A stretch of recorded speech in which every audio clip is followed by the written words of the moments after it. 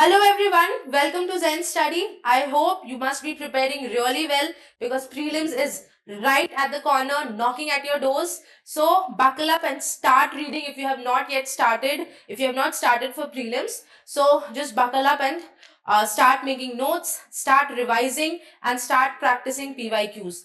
So continuing with our polity lecture series, today we will be starting with a new topic, that is emergency provisions in India. Now, in order to understand emergency, let's consider a situation first. Consider a situation in which you're living with your family in your household. And what happens in a family? Departments are allotted. Like, suppose kitchen, your mother takes care of the kitchen. When it comes to earning, breadwinning, your father takes care of that. When it comes to groceries and other things, maybe you look after groceries and other things if you're earning. So apart from that, like different departments are there. Different people, the different members of the family will be taking care of different departments. And also there are certain rules and norms that a particular family follows.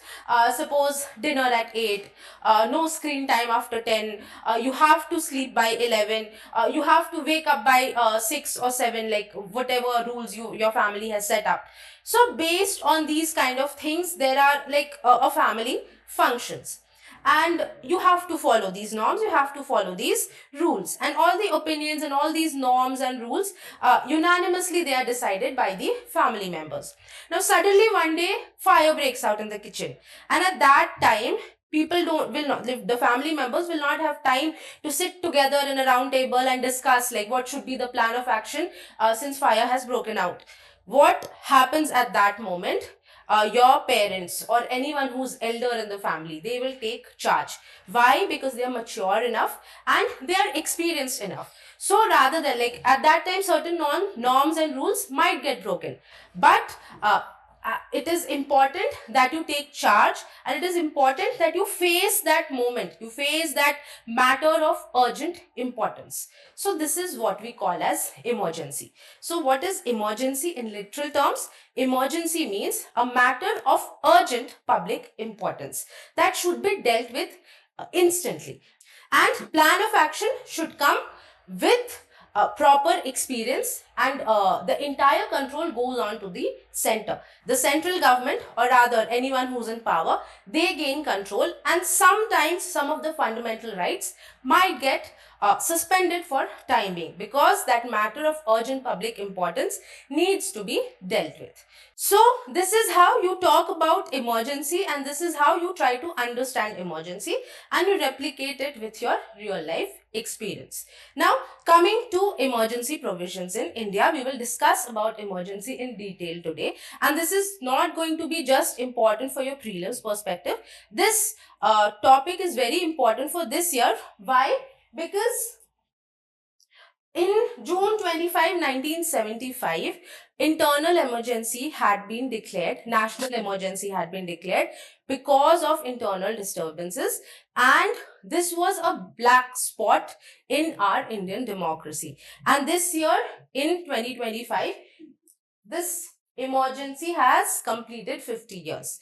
So that is why इस बार कंगना रनौत की movie भी निकली थी. If you remember, emergency पर ही जान में movie निकली थी इस पर, और ये इस साल के लिए बहुत important हो जाता है.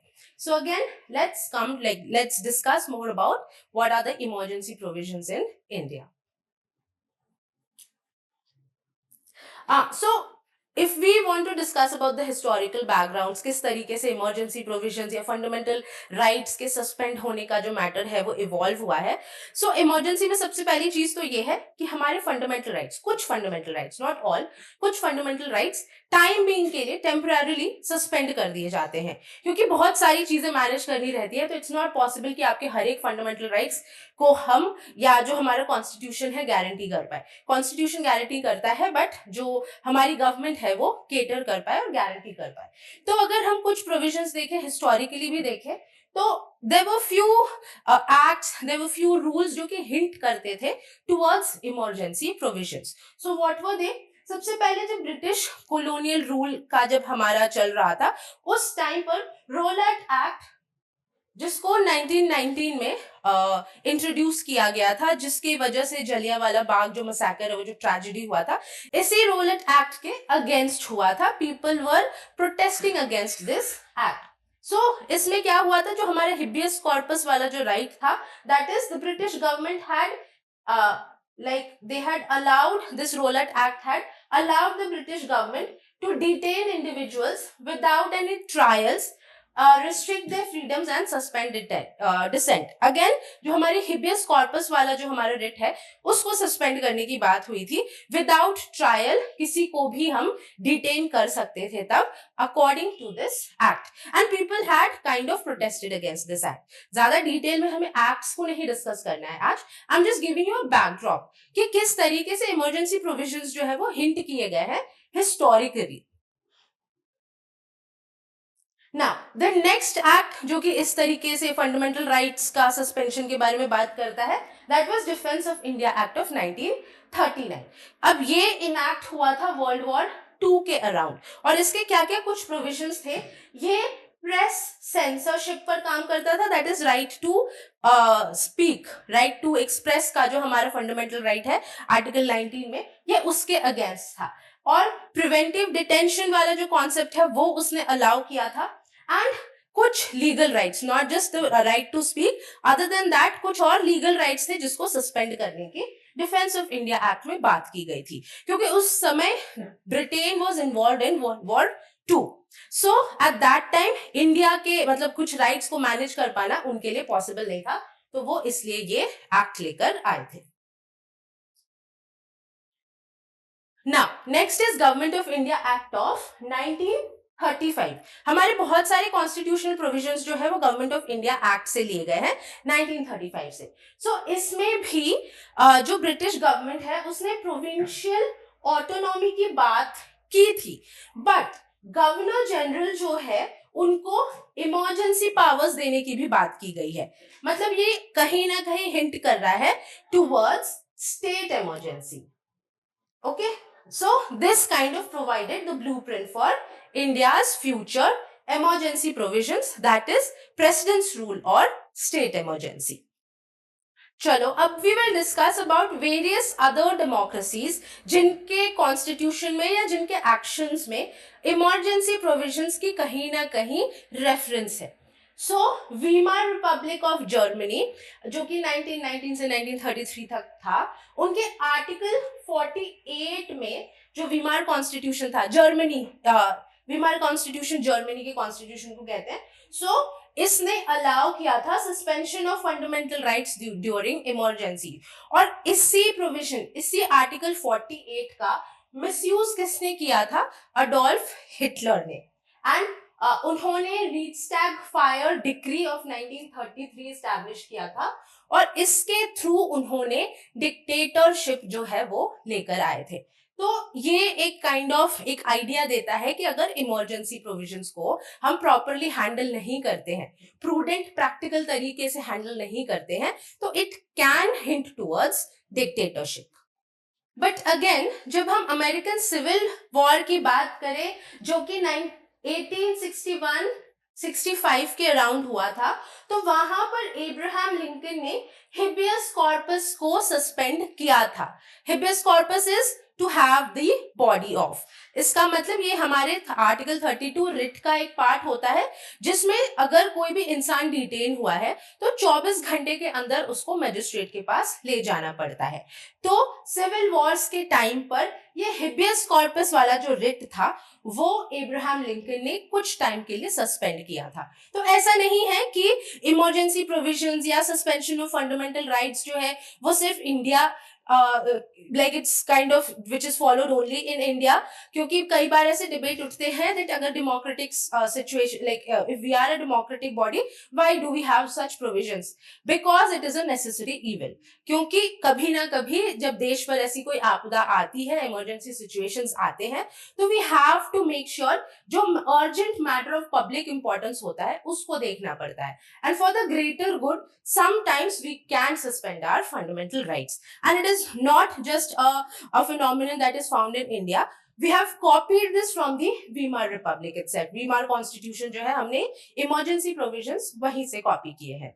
नाउ मूविंग फॉरवर्ड, हमारे पोस्ट इंडिपेंडेंस जब like just during independence and even post independence, जब हमारी कॉन्स्टिट्यूएंट असेंबली बन रही थी, हमारा कॉन्स्टिट्यूशन डेवलप हो रहा था, तो at that time B R Ambedkar, Sardar Patel and also other lawmakers, उन्होंने कहा था कि इमरजेंसी प्रोविजन जो है इसको ऐड करना जरूरी है. वाई?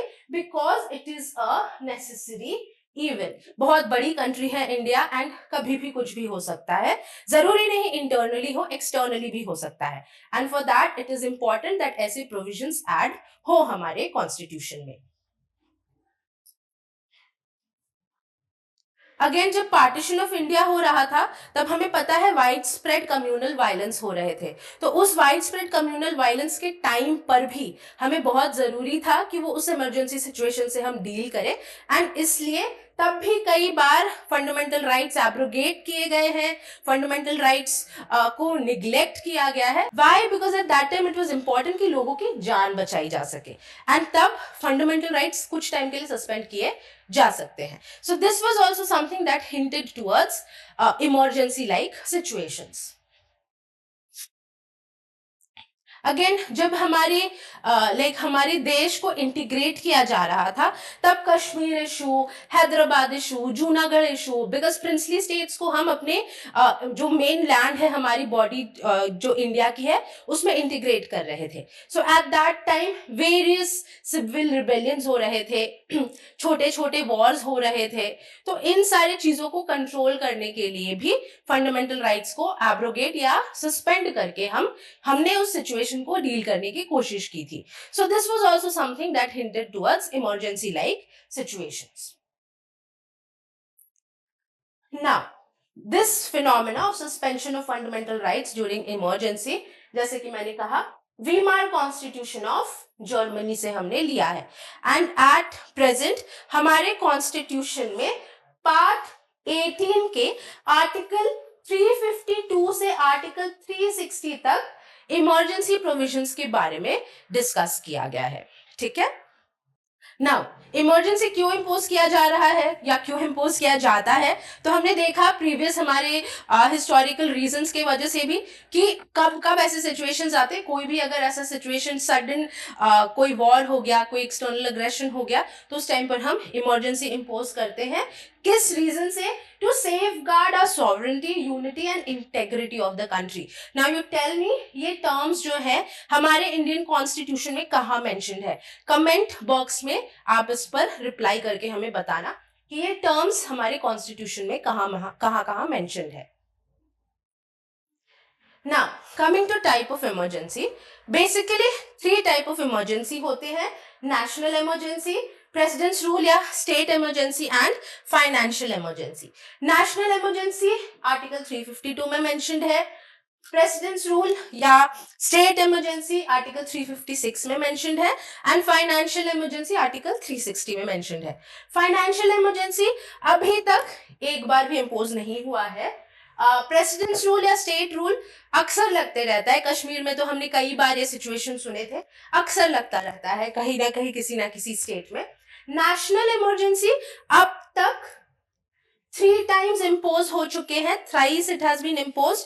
एक बार हुआ था 1961 में इंडो चाइना वॉर के टाइम पे, एक बार हुआ था 1971 में इंडिया पाकिस्तान वॉर के टाइम पे, एंड एक बार हुआ था 1975 में जो कि जो कि इंटरनल डिस्टर्बेंस की वजह से हुआ था. उस टाइम की प्राइम मिनिस्टर इंदिरा गांधी ने लगाया था इमरजेंसी. एंड ये हमारे डेमोक्रेसी के लिए एक ब्लैक डॉट या एक काला धब्बा साबित होता है. एंड यही इमरजेंसी की जब भी हम बात करते हैं ना, तो हमारे दिमाग में वही पिक्चर हमेशा आने लगता है, जबकि इमरजेंसी 3 टाइप के होते हैं और वो जो इम्पोज हुआ था वो नेशनल इमरजेंसी था. ठीक है. We will discuss all the emergencies in detail now. तो सबसे पहले coming to national emergency, जैसे कि पहले कहा that it is mentioned in article 352. Now, what are the grounds on which it can be imposed? सबसे पहली बात, अगर कोई वॉर हो रहा है या अगर कोई एक्सटर्नल अग्रेशन हो रहा है, वॉर अगर इंडिया ने वॉर करने की सोची है किसी पर, suppose it can be Pakistan और चाइना, अगर इंडिया किसी दूसरे कंट्री पर वॉर करने की सोच रहा है तब हम इमरजेंसी डिक्लेयर कर सकते हैं। अगर कोई फॉरेन एंटिटी या फॉरेन बॉडी हम पर अटैक कर रहा है, पाकिस्तान या चाइना या बांग्लादेश या श्रीलंका, किसी ने भी अगर हम पर अटैक कर दिया, so we can call it like that can also cause an emergency situation. Now and the last one is जिस पर 1975 में इम्पोज हुआ था, वो था इंटरनल डिस्टर्बेंस को लेकर। Now it can be anything, अगर कोई सिविल रिबेलियन हो गई है या मशीनरी या कॉन्स्टिट्यूशनल मशीनरी पूरे की पूरी कंट्री की फेल हो गई है, जो कि करंटली बांग्लादेश में हमें देखने को मिला था, जिसके वजह से वहां के जो पीएम थे उनको भागकर निकलना पड़ा था। सो ऐसे टाइप की अगर कोई सिचुएशन हो जाती है तो तब भी we can impose national emergency. अब कौन सी अथॉरिटी है जो कि प्रोक्लेम करेगी नेशनल इमरजेंसी को? President will proclaim the national emergency, वो ही डिक्लेयर कर सकते हैं emergency on a written recommendation of the cabinet, या उनके जो काउंसिल ऑफ मिनिस्टर्स हैं उनके रिटन रिकमेंडेशन होनी चाहिए। और ये जो प्रोविजन है ये हमारे 44th अमेंडमेंट एक्ट में इम्पोज हुआ था, that there should be a written recommendation from the cabinet. Next, किस तरीके से इसका अप्रूवल होता है? तो parliament must approve it within 1 month। अगर इमरजेंसी इंपोज हो चुकी है, क्योंकि इमरजेंसी इंपोज प्रेसिडेंट करते हैं and by a written document from the cabinet. Emergency impose होने के 1 महीने के अंदर अंदर तक इसको पार्लियामेंट की वैलिडेशन मिलनी चाहिए। ठीक है, पार्लियामेंट की वैलिडेशन मिलने के बाद ये 6 महीने तक वैलिड रहती है और इसको एनी नंबर ऑफ टाइम्स बढ़ाया जा सकता है। कोई फिक्स्ड टाइम लाइन नहीं है कि कितने टाइम तक हम इमरजेंसी रख सकते हैं, एनी नंबर ऑफ टाइम्स बढ़ाया जा सकता है, बट हर 6 महीने पर अप्रूवल फ्रॉम द पार्लियामेंट लेनी जरूरी होती है। Okay, so this is about parliamentary approval and duration of national emergency. Coming to effects on government and citizens, very easy, हमारी जो आर्टिकल 19 है फंडामेंटल राइट टू फ्रीडम, वो ऑटोमेटिकली सस्पेंड हो जाती है। पावर्स जो है वो आ जाते हैं सेंट्रल गवर्नमेंट के पास। सेंट्रल गवर्नमेंट के पास वैसे भी पावर्स होते हैं, लेकिन अब उनके पास कुछ और एक्स्ट्रा पावर्स होते हैं। एंड अंडर आर्टिकल 359 प्रेसिडेंट और भी कुछ फंडामेंटल राइट्स को सस्पेंड कर सकता है, not just article 19, other fundamental rights also can get suspended, and this has been mentioned in article 359. But article 20 and article 21 cannot get suspended. Article 20 is your right against detention, and article 20 is your rights against detention, and article 21 is आपके जो rights हैं, that is right to life and personal liberty. Now, coming to state emergency या president's rule, it is mentioned in article 356. कौन से grounds पर state emergency impose हो सकती है? Failure of constitutional machinery in a state, or the state government is not able to function as per the constitution. और ये कौन कहता है? ये गवर्नर एक रिटन एप्लीकेशन देते हैं प्रेसिडेंट को और प्रेसिडेंट इसको अप्रूव करते हैं, प्रेसिडेंट ही इसको प्रोक्लेम करते हैं। Again, now this state emergency must be approved by the parliament within 2 months.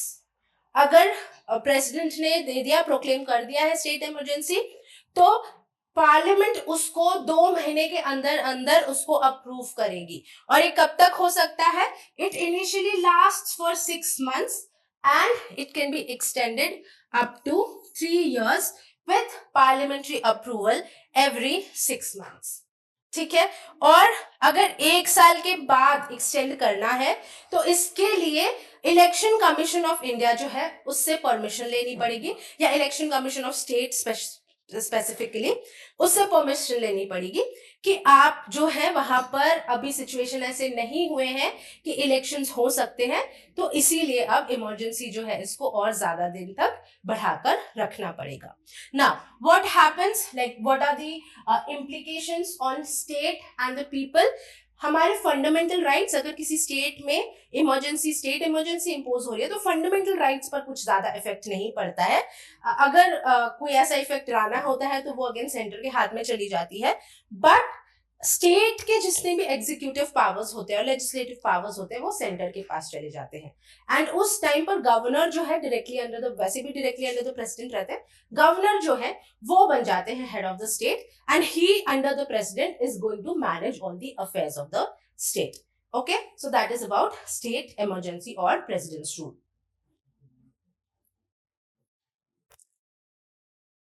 Now, coming to financial emergency. Financial emergency has been mentioned in Article 360.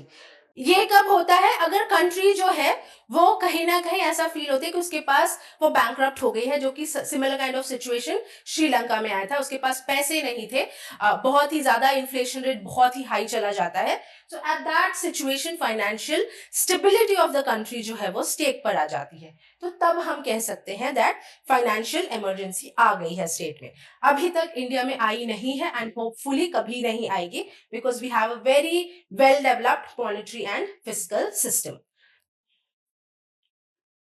Now ये किस तरीके से, इसको कौन अप्रूव करता है, इसको कौन प्रोक्लेम करता है? इसको भी प्रेसिडेंट ही अप्रूव करते हैं। अगर इफ ही सैटिस्फाइड दैट या ऐसे सिचुएशंस आ चुके हैं तो president will approve that, like president will proclaim it. Next is it must be approved by the parliament with in 2 months। ठीक है, पार्लियामेंट को हो गया है प्रोक्लेम, इमरजेंसी प्रोक्लेम हो गई है, इसको पार्लियामेंट 2 महीने के अंदर अंदर वैलिडेट करेगी दैट यस लाजमी है, सिचुएशंस ऐसे अराइज हो चुके हैं। बट इसका कोई फिक्स्ड टाइम लिमिट नहीं है। अब फाइनेंशियल इमरजेंसी है, जब तक फाइनेंसेस या जब तक इकोनॉमी वापस रिबाउंड नहीं करेगी तब तक फाइनेंशियल इमरजेंसी लगा रहता है। अब फाइनेंशियल इमरजेंसीज में इफेक्ट्स क्या पड़ते हैं? एज यू कैन अंडरस्टैंड, अगर कोई भी गवर्नमेंट एम्प्लॉय है, कोई भी गवर्नमेंट ऑफिशियल है, जज है, anyone who is working under the government, उनकी सैलरीज एंड अलाउंसेस कम हो जाएंगी, टैक्सेस बढ़ जाएंगे, all these things like various financial aspects जो कि हो सकते हैं। ये एक इकोनॉमिक पर्सपेक्टिव से आपको समझने की जरूरत है कि फाइनेंशियल इमरजेंसी में क्या क्या चीजें, क्या क्या रूल्स एंड रेगुलेशंस इंपोज हो सकते हैं। सो सैलरी कम हो जाएगी, आपके इन्फ्लेशन बहुत ज्यादा हो जाएगा, टैक्सेस बढ़ जाएंगे, किसी भी तरह अब गवर्नमेंट को अपनी जो इकोनॉमी है उसको रिबाउंड करना है, उसको रीगेन करना है। So this is about financial emergency. अब हम तीनों इमरजेंसीज को ना कंपैरेटिवली पढ़ लेंगे, सो दैट अगर आप अभी तक आपने वीडियो देखा है तो आपको ऑलमोस्ट याद हो जाएगी क्या है और क्या डिफरेंस है इनके बीच। Now so coming to national emergency.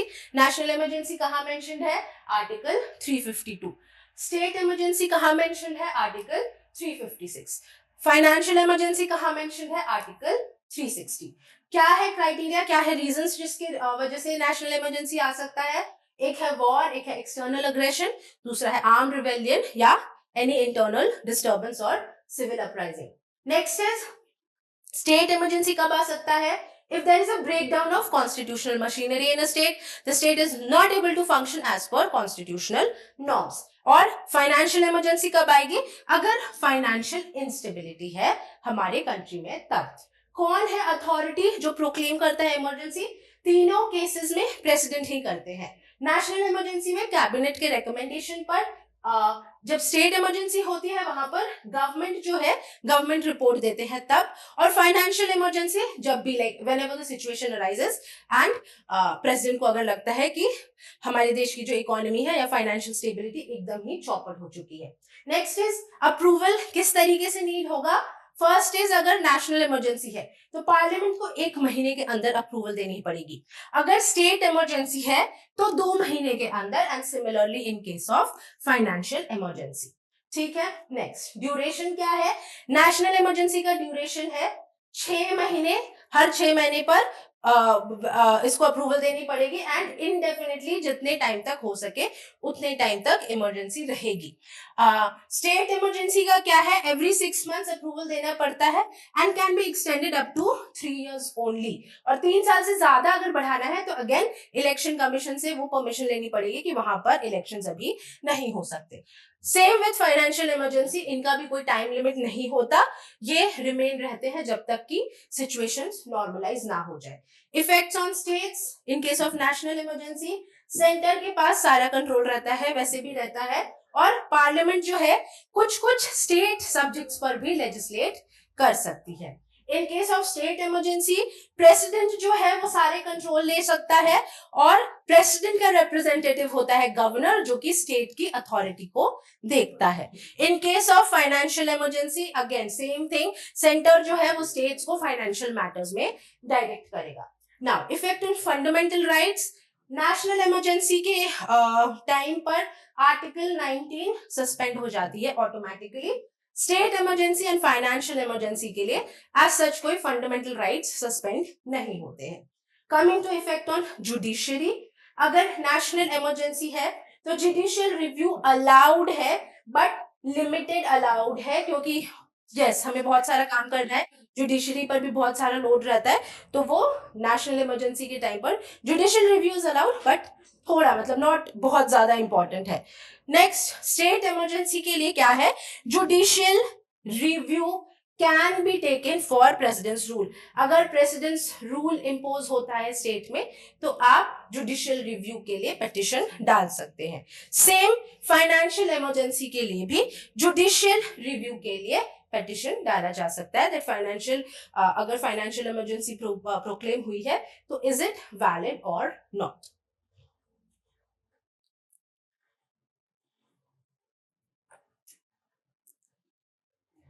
Okay जो हम कह रहे हैं ना दैट प्रोक्लेमेशन ऑफ इमरजेंसी जो हो रही है उसको वैलिडेट करता है पार्लियामेंट, पार्लियामेंट की अप्रूवल की जरूरत है। तो पार्लियामेंट किस तरीके से अप्रूव करता है, पार्लियामेंट अगर इमरजेंसी को कंटिन्यू करना है या अप्रूव देना है तो उसके लिए स्पेशल मेजोरिटी की जरूरत पड़ती है। स्पेशल मेजोरिटी, स्पेशल मेजोरिटी का मतलब क्या होता है, majority of total membership of the house and at least 2/3 of the members present and voting. So किस टाइप की मेजोरिटी की जरूरत है पार्लियामेंट के लाइक अप्रूवल के लिए इमरजेंसी एक्सटेंशन के, स्पेशल मेजोरिटी, ठीक है, remember this. Next provocation, president जो है वो अप्रूवल देते हैं और उसको रिवोक करने का क्या क्राइटेरिया है, it can be revoked any time. जब भी लगता है कि चलो president thinks, the council of minister thinks कि चलो इमरजेंसी जो है अब लगाने की जरूरत नहीं है, इसको कंटिन्यू करने की जरूरत नहीं है, तो it can be revoked any time. और उसके लिए अगर लोकसभा के थ्रू पास करवाना है तो उसके लिए सिर्फ सिंपल मेजोरिटी की जरूरत है, पार्लियामेंट्री अप्रूवल की जरूरत नहीं है, क्योंकि उसको अब उठाना है, like situations have been normalised. अब जो 44th अमेंडमेंट एक्ट था 1978, उसके बाद ये अमेंडमेंट आई थी दैट अगर हमें नेशनल इमरजेंसी लाना है, अगर प्रेसिडेंट डिक्लेयर कर रहे हैं नेशनल इमरजेंसी, तो उनको एक रिटन एप्लीकेशन मिलनी चाहिए from the cabinet. Cabinet he advice करता है, council of ministers he advice करते हैं ना प्रेसिडेंट को। सो एक रिटन एप्लीकेशन के थ्रू या एक रिटन अप्रूवल के थ्रू ही इमरजेंसी जो है वो प्रोक्लेम कराई जा सकती है थ्रू दी प्रेसिडेंट। और जैसा कि मैंने आपको पहले कहा है what happens to the fundamental rights, article 20 and article 21 जो है ये इंटैक्ट रहते हैं। आर्टिकल 20 क्या कहता है, अगर कोई डिटेन होता है किसी क्राइम या किसी भी if someone has been detained तो उसके लिए कुछ राइट्स मेंशन की गई है एंड उसमें आता है no ex post facto law, no self incrimination, no double jeopardy, so all these kind of things has been mentioned in article 20. Article 21 talks about right to life and personal liberty. So all these things like Article 21 and Article 20, they cannot get revoked or suspended during any proclamation of national emergency. So this was about your emergency and the way by which जो हमारी जो procedures हैं या जो हमारे तरीके हैं emergency के time पर deal करने का. So this entire video was all about emergency. I hope आपने समझा है, historically समझा है, chronologically समझा है कि किस तरीके से emergency provisions जो है वो evolve होकर अभी हमारे country में follow किए जाते हैं. So keep studying. keep revising and all the best for your upcoming exams. And also अगर आप अब तक आ गए हैं तो Zen Study is going to launch our foundation batch for the upcoming year, that is for 2026. So if you are a beginner, if you are a fresher, and अगर आपको हमारे videos अच्छे लगते हैं, अगर आपको हमारे पढ़ाने का तरीका अच्छा लगता है, and if you think we are adding some value to your life, please enrol. और अगर आपकी कोई क्वेरी है तो हमारे नंबर्स हमारे टेलीग्राम चैनल पर डेफिनेटली विजिट करें, and make sure that you keep following us and you keep supporting us. Thank you. Have a very good day.